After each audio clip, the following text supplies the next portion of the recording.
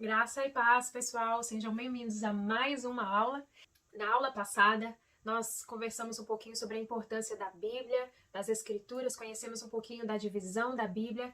E hoje o nosso próximo assunto na apostila fala sobre a Trindade. Então eu perguntaria para você no começo dessa aula, quem é Deus para você?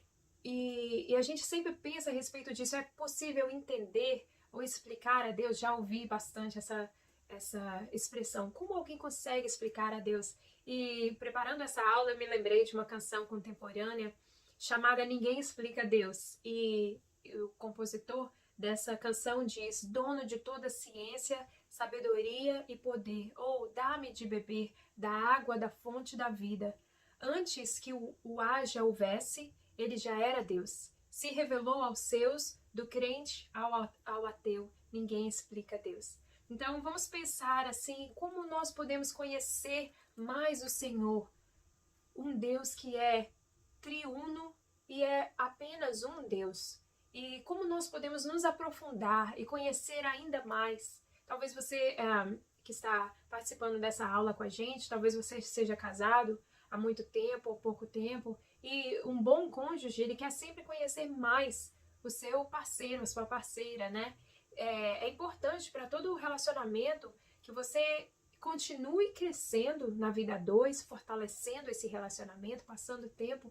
E essa ideia de conhecer a Deus, às vezes a gente tem essa opinião, porque Deus é um ser superior, majestoso, que é errado a gente fazer algum tipo de pergunta ou procurar conhecer mais o Senhor, mas não é. Todo relacionamento é baseado, é fortalecido em conhecimento. Pense, Moisés queria saber quem Deus era. Lembra quando ele encontrou com Deus naquele monte, viu aquela sarça? Olha, em Êxodo capítulo 3, verso 13, Moisés pergunta para Deus: quando eu chegar diante dos israelitas e lhes disser: o Deus dos seus antepassados me enviou a vocês, e eles me perguntarem: qual é o nome dele? O que eu vou dizer? Moisés basicamente estava pegando carona ali, fazendo uma situação, olha, fiz isso acontecer, mas ele estava revelando para Deus uma curiosidade do seu coração. Ele estava falando: Deus, quem é você? Qual é o seu nome? Deixa que eu te conheça um pouco, se mostra para mim. A gente vê, né, que essa curiosidade de Moisés, ela não vai embora. Ele volta ao Egito e depois que ele volta para o deserto, ele fala: eu quero te ver, Deus. E Deus permite que parte da sua bondade, ele esconde Moisés no pedacinho, na fenda de uma rocha, e permite que parte da sua bondade passe. E a gente sabe que Moisés, ele desce daquele monte com o seu rosto fisicamente brilhando, porque seus olhos contemplaram algum aspecto da presença do Senhor. Então, eu não sei se alguém consegue entender profundamente quem Deus é, mas isso não nos impede de entrar numa jornada de conhecimento, de conhecer a Deus. Aliás, nas palavras de Jesus, esse é o desejo dele para cada um dos seus discípulos e para cada um de nós. Jesus diz isso em João 17, verso 3. E esta é a vida eterna, que te conheçam o Deus único e a Jesus Cristo a quem enviaste. Então, Jesus está falando: olha, você quer chegar na vida eterna? Então conheça a Deus. Conheça o seu Filho. Entre nessa jornada que acontece dia após dia, de nós conhecermos as palavras de Paulo e prosseguirmos em conhecer o Senhor. Então, nessa aula eu quero conversar com vocês um pouquinho disso. Como a gente entender, conhecer esse Deus trino ou triuno em umas palavras mais antigas. Olha, a palavra trindade não se encontra nas escrituras. E aí todo mundo pode ter aquele choque. Como assim? A palavra trindade não está registrada nas escrituras, mas a doutrina da trindade é revelada de forma bem clara na palavra de Deus. O nosso Deus é um, mas também é tripessoal. Um único Deus que se manifesta através de três pessoas diferentes. Então vamos lá, vamos conversar a respeito disso por partes. Primeiro conceito que eu quero passar para vocês, o princípio para a gente conhecer a Deus, é que nós servimos a um Deus. Ou seja, o nosso Deus é um. Deuteronômio 6, verso 14, essa é a oração do Shema, nós já falamos sobre isso em outras aulas, mas diz o seguinte: ouça, ó Israel, o Senhor, o nosso Deus, é o único Senhor. Ou seja, é um. O Senhor é o único Senhor. E também nós vemos ali nos 10 mandamentos, em Êxodo capítulo 20, se você quiser acompanhar comigo do verso 1 ao verso 6. E Deus falou todas essas palavras: Eu sou o Senhor, o teu Deus, o Senhor, que te tirou do Egito, da terra da escravidão. Não terás outros deuses além de mim. Não farás para ti nenhum ídolo, nenhuma imagem de qualquer coisa no céu, na terra ou nas águas debaixo da terra. Não te prostrarás diante deles, nem lhes prestarás cultos, porque eu, o Senhor, o teu Deus, sou Deus zeloso. Em algumas versões, Deus ciumento. Não ciúme de que quer dizer insegurança, mas esse zelo que não divide com ninguém, que castiga os filhos pelos pecados de seus pais até a 3ª e 4ª geração daqueles que me desprezam, mas trato com bondade até 1000 gerações aos que me amam e obedecem aos meus mandamentos. Então vamos lá, nós servimos a um Deus, não servimos a deuses, apenas um, o único Deus. Ele é o Criador de todas as coisas, é o Deus imortal, é o perfeito Senhor, é o Deus Todo-Poderoso. Ele é um, o único Deus, único Senhor, único Salvador. Tenho certeza que você conhece aquela canção, ao único que é digno de receber a honra e a glória, a força e o poder, ao Deus eterno, imortal, invisível, mais real, a Ele, ao único, ministramos o louvor. Então, quando você canta essa canção, você está fazendo um statement of your faith, é uma afirmação da sua fé. Quando você canta essa canção, está arraigada nas palavras, nas escrituras sagradas, na palavra de Deus. O fato, isso afirma que nós cremos que Deus, servimos a um Deus único. Aquele que criou toda a eternidade, aquele que estava presente no começo e que estará presente no final de todas as coisas. Ele é o dono da eternidade. Então, complete na apostila de vocês. O cristianismo crê em um único Deus. Segundo princípio, ou segunda frase que eu quero conversar nessa jornada de conhecer a Trindade, é que Deus é três. Perceba que eu usei o verbo no singular. Deus é três. Vamos lá para o começo da Bíblia, Gênesis 1, do verso 1 a 3. Diz o seguinte: No princípio criou Deus os céus e a terra. Era a terra sem forma e vazia. Trevas cobriam a face do abismo e o Espírito de Deus se movia sobre a face das águas. Disse Deus: haja luz, e houve luz. Então vamos lá. Deus é um. E Deus também é três. Que nós, pelas Escrituras Sagradas, dizemos Deus Pai, Deus Filho, ou seja, Jesus, e Deus Espírito Santo. Vamos observar a manifestação da Trindade na criação. No princípio criou Deus os céus e a terra. Então, quem criou os céus e a terra? Um Deus. Deus, o único. Verso 2, e o Espírito de Deus se movia sobre a face das águas. Então, nós vemos aqui agora a manifestação de uma pessoa da Trindade, o Espírito de Deus pairando ou se movendo sobre a face das águas. É uma manifestação física de uma das, chamaremos aqui de entidades, mas eu não quero dizer entidades separadas, tá, pessoal? Só para você entender. Então, vimos aqui uma manifestação física de uma pessoa da Trindade, o Espírito de Deus. Espero que você esteja comigo.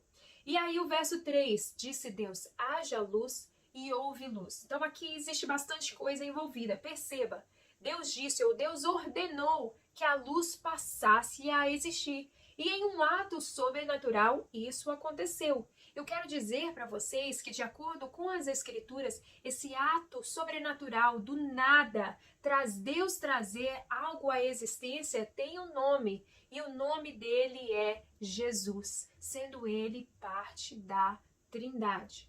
Vamos agora para João capítulo 1, do verso 1 ao verso 5. Perceba a comparação entre Gênesis e João. João diz, no princípio era aquele que era a palavra. Lembra que as coisas foram feitas pela palavra de Deus? Disse Deus, haja luz e houve luz. Continuando, ele estava com Deus e era Deus. Ele estava com Deus no princípio. Todas as coisas, tudo. Todas as coisas foram feitas por intermédio dele. E sem ele, nada do que existe teria sido feito. Nele estava a vida e esta era a luz dos homens. A luz brilha nas trevas e as trevas não a derrotaram. Então acompanhem comigo, a gente vai fazer aqui um paralelo entre essas duas passagens. Então Gênesis 1 diz, no princípio criou Deus os céus e a terra. João 1 diz, no princípio era aquele que era a palavra, ele estava com Deus e ele era Deus. Então Deus criou, mas Deus era aquele que era a palavra. Que palavra é essa? A palavra que criou todas as coisas, começando com a luz. Perceba como João traz esse aspecto de luz logo no começo do seu evangelho. A palavra que estava com Deus e a palavra era Deus. Então nós vemos aqui a manifestação da pessoa da Trindade, Jesus, lá em Gênesis, ok? Então Jesus estava presente no começo da criação. Então Gênesis nos mostra isso de uma certa forma e João nos mostra isso de uma outra forma, mostrando que Jesus era o Logos, ou a palavra, ou o verbo, ok? Então vamos lá. Mais uma vez a comparação entre as duas passagens. Gênesis 1, no verso 3, Moisés disse Deus haja luz e houve luz. João 1, verso 3, todas as coisas foram feitas por intermédio dele, nada do que existe teria sido feito sem ele. Nele estava a vida e esta era a luz dos homens. Então Deus disse e a luz apareceu. Antes só havia trevas. E quando Deus ordena, Jesus traz à existência essas coisas que foram criadas, começando com a luz. E João acrescenta, todas as coisas foram feitas por intermédio de Jesus, e sem Jesus nada do que existe teria sido feito. Então, Jesus é a palavra criadora mencionada por João. Luz no começo da criação. Luz através de Jesus, porque ele é a luz. E a gente vê, né? Quando ele se autodefine em João capítulo 14, verso 6, Jesus diz, eu sou o caminho, eu sou a verdade, eu sou a vida. E um pouquinho depois ele diz, eu sou a luz do mundo. Então, João já está introduzindo aqui isso, de que nele, em Jesus, estava a vida, e esta era a luz dos homens. Então, eu espero que você esteja comigo nesse entendimento de como a Trindade estava presente ali no começo da criação. Então, resumindo, no princípio, Deus criou os céus e a terra. Um arquiteto, Deus que está coordenando todo o processo da criação. Era a terra sem forma e vazia, as trevas cobriam a face do abismo e o Espírito de Deus se movia sobre a face das águas. Então, nós vemos aqui uma manifestação física do Espírito de Deus. E disse Deus, haja luz, houve luz, uma palavra sobrenatural, uma palavra criadora de todas as coisas, que nós sabemos que essa palavra chama-se Jesus. Então, para mim, essa é uma das passagens mais bacanas, que mostram a teoria da Trindade, a doutrina da Trindade, como que a Trindade é perfeita, perfeita união, complexo, mas junto, um Deus em três pessoas, Pai, Filho e Espírito Santo. Mas eu quero também trazer uma outra passagem muito bacana que fala a respeito da manifestação física das três pessoas da Trindade. Se encontra em Lucas capítulo 3, verso 21 e 22. Nós estamos aqui na passagem do batismo de Jesus. Jesus não precisava ser batizado, mas ele faz isso para deixar de exemplo para cada um de nós. E ele vai até João Batista, que está pregando o batismo de arrependimento, está ali nas águas do Jordão, e essa passagem aqui está nesse contexto. Quando todo o povo estava sendo batizado, também Jesus o foi. E enquanto ele estava orando, então fisicamente Jesus está ali, e ele começa a orar. O texto diz, o céu se abriu, e o Espírito Santo desceu sobre ele em forma corpórea, como em pomba.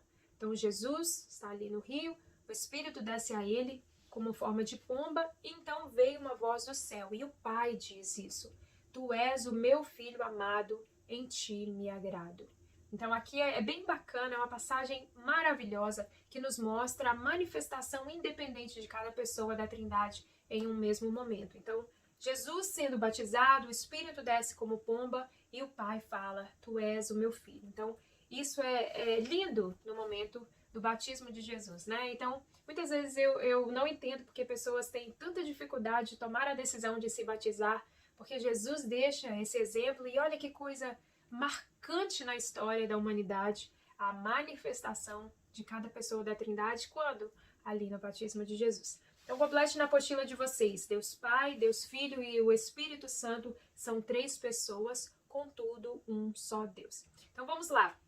Prosseguindo em conhecer a Trindade, ou conhecendo o Senhor mais de pertinho. Pense em uma pessoa que você é chegada. Pode ser um amigo, pode ser um parente, uma pessoa que você conhece muito bem, que é aquela pessoa assim, é seu amigo do peito. Agora imagine uma pessoa, um estranho, chegando para você, conversando com você e fala para você, me fala um pouquinho a respeito do seu melhor amigo, ou da sua melhor amiga, ou daquela pessoa que você é tão íntimo. Como você descreveria aquela pessoa que é tão chegada? Seria difícil? Eu creio que não, seria fácil, né?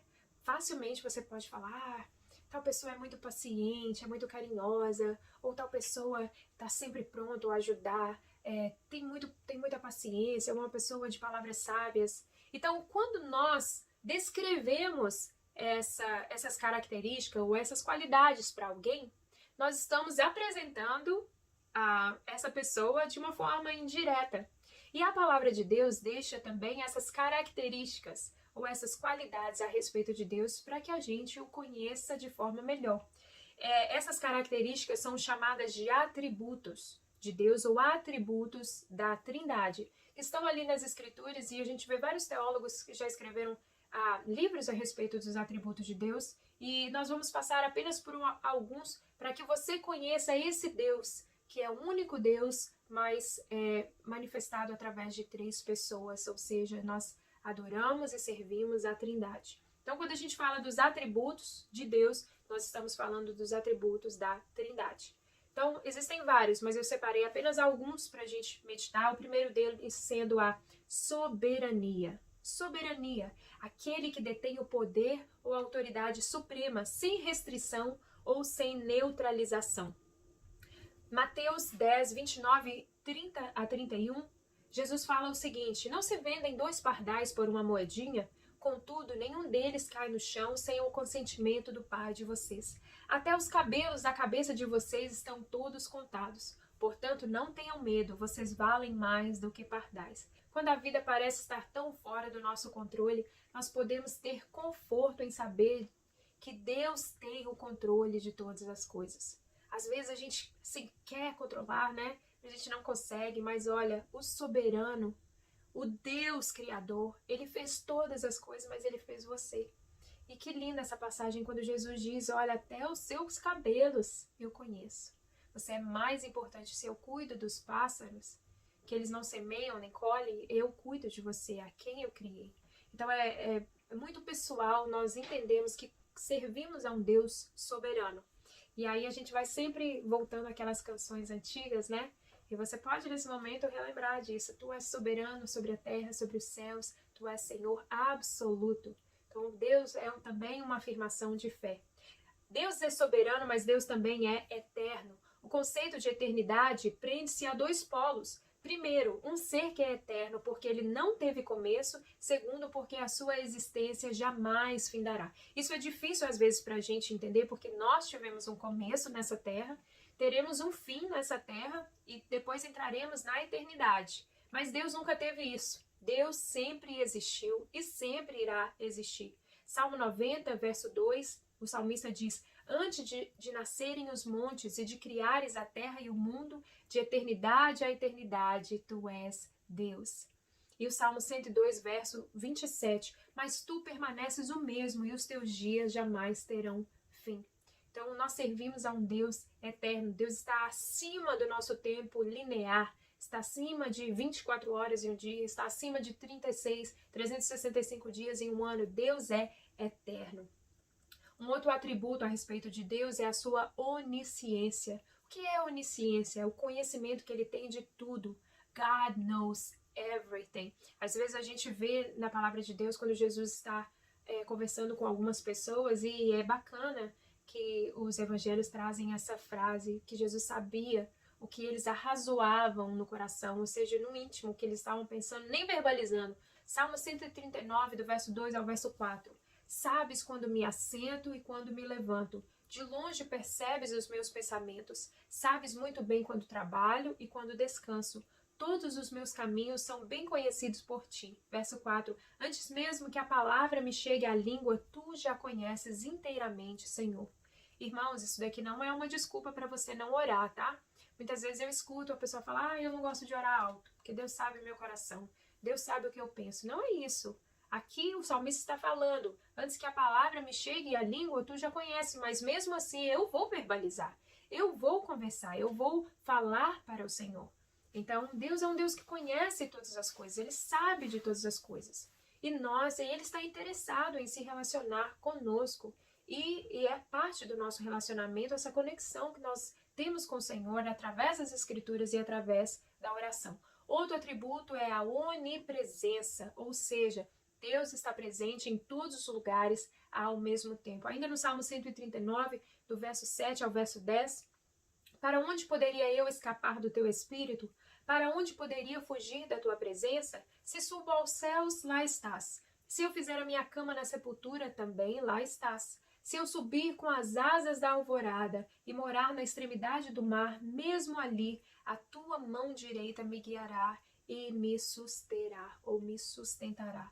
Olha, irmãos, a gente não pode se esconder de Deus. Deus está aqui conosco, está com a nossa família no Brasil, está como missionário na África, está com um irmão na Rússia. Deus está presente em todos os lugares, Ele não é preso a um lugar físico, Ele é onipresente. Isso deve trazer para a gente temor e tremor, porque às vezes nós também somos desonestos, falamos uma mentira e falamos, mas foi uma besteirinha, não fez mal algum. Mas ali Deus está sendo ferido, porque naquele momento que você foi desonesto, ou que você falou uma mentira, ou que você fez alguma coisa que você sabe que não agrada ao Senhor, mas você acha que não está ferindo a ninguém, nós estamos nos esquecendo que Deus está presente, Ele está ali, olhando, Ele está presente com você naquele momento.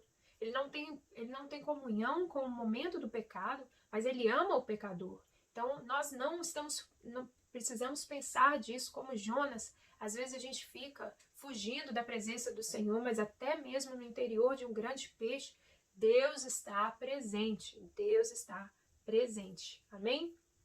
Onipotência é um dos outros atributos do Senhor. É um Deus que pode tudo, que tem poder absoluto. Ele é o Todo-Poderoso. He's able to do anything. Jó 42, 2, Jó diz, sei que podes todas as coisas, nenhum dos teus planos pode ser frustrado. Então Deus é o Deus dos milagres, Deus é o Deus que criou do nada, Ele trouxe à existência todas as coisas, Ele é o Deus que te fez e é o Deus que um dia vai te chamar.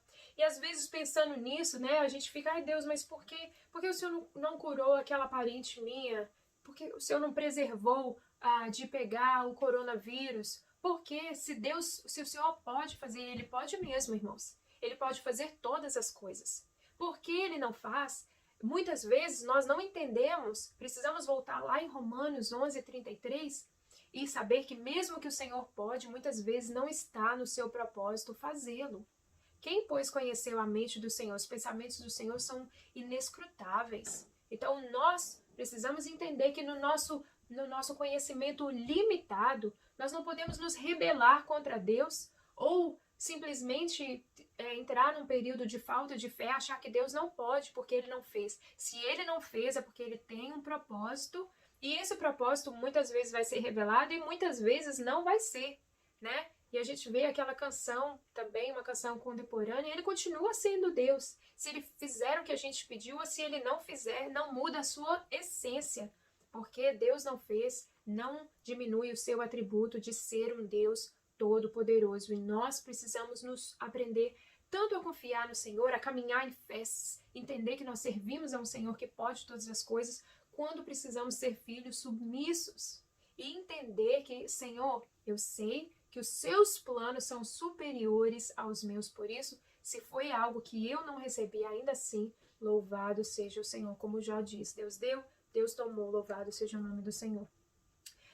Um outro atributo é o atributo da imutabilidade. É um Deus que não é sujeito à mudança, não é um Deus inconstante, tá? Como às vezes nós sabemos, às vezes a gente está bem com o irmão, às vezes a gente está mal, às vezes a gente está de bom humor, às vezes a gente está de mau humor. Às vezes nós estamos cristãos tão fiéis, tão fervorosos, e às vezes a gente está se arrastando na vida espiritual. Deus não é assim.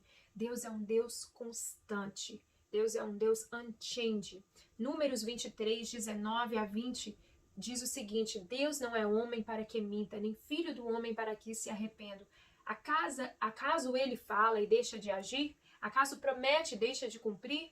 recebi uma ordem para abençoar, ele abençoou e não o posso mudar. Então nós temos uma esperança, nós temos uma certeza de que nós servimos a um Deus que ele é fiel para cumprir aquilo que ele prometeu. Mais uma vez, às vezes a gente não entende Deus porque a gente quer que Deus sirva às nossas vontades, sirva aos nossos desejos. Mas, irmãos, lembra da oração do Pai Nosso? Pai nosso que estás no céu, santificado seja o teu nome, venha o teu reino. Seja feita a tua vontade, na terra como nos céus. Então, nós precisamos entender isso, que o Senhor é o mesmo. Ontem, hoje será para sempre. E a palavra de Deus diz que mesmo que nós sejamos infiéis, Ele continua sendo fiel. Porque Ele não pode mudar a sua essência, quem Ele é. Então, Ele é um Deus imutável. E o último atributo, existem muito mais, mas o último que eu escolhi é a santidade. Deus é um Deus perfeito, completamente puro, absolutamente isento de pureza, de trevas, de erro e de iniquidade. Às vezes a gente age como se Deus tivesse made a mistake, né? Ó, Deus, o Senhor parece que vacilou aí, mas Deus não é. Deus é santo e Deus é perfeito. Na santidade de Deus, nós entendemos esse conceito de perfeição. Nós somos imperfeitos, nós somos pequenos, nós somos, irmãos, limitados, mas Deus não. Deus é santo e é perfeito. 1 Pedro 1, 15 e 16 diz, Pedro diz, mas aqui, assim como é santo aquele que nos chamou, sejam santos vocês também em tudo o que fizerem, pois está escrito, sejam santos porque eu sou santo. Então nós não apenas servimos a um Deus santo, nós devemos buscar a santidade, porque precisamos imitar aquele que nos chamou. E Êxodo 15, 11, entre os deuses, quem é semelhante a ti, Senhor? Quem é semelhante a ti, majestoso em santidade, terrível em feitos gloriosos, autor de maravilhas? Esse é o Deus a quem nós servimos. Então complete em sua apostila atributos da Trindade: soberania, eternidade, onisciência, onipresença, onipotência, imutabilidade e santidade. E eu quero concluir fazendo essa pergunta: quem é Deus para você? Depois de tudo que você ouviu, pensando na sua experiência, no que você tem vivido com o Senhor, será que agora você consegue responder essa pergunta? Mais uma vez, Deus está mais interessado em ser conhecido do que ser explicado.